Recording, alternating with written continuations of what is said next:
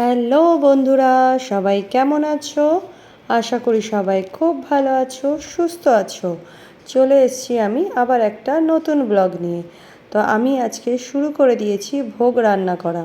তো তোমরা সবাই দেখতে পাচ্ছ যে আমি টুকটুক করে ভোগের রান্নাটা শুরু করে দিয়েছি। আর তোমরা হয়তো সবাই ভাবছো যে আমি এখানে নিচে বসে কেন ভোগ রান্নাটা করছি। তার কারণ হচ্ছে আমি কিন্তু ঠাকুরের বাসন কোসন কোনোটাই রান্নাঘরে ঢোকাই না। কারণ এখানে তো আমার রান্নাঘরে মাছ মাংস সব কিছুই তো রান্না টুকটাক হয়।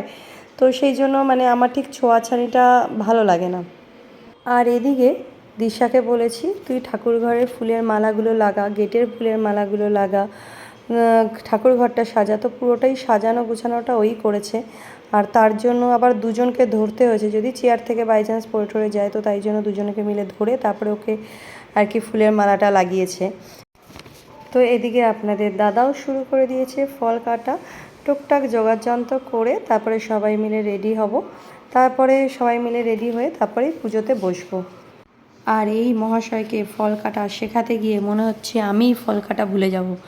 সে 14বার ধরে জিজ্ঞেস করে যাচ্ছে এইভাবে ফলটা কাটবো না ওইভাবে ফলটা কাটবো।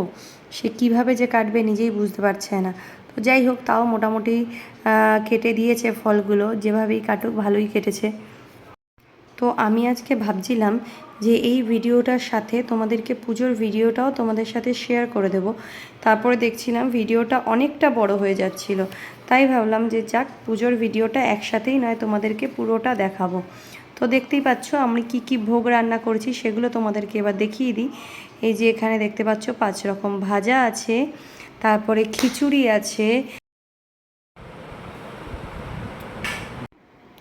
তারপরে এখানে সুজি আছে, অল্প করেই সব কিছু করেছি।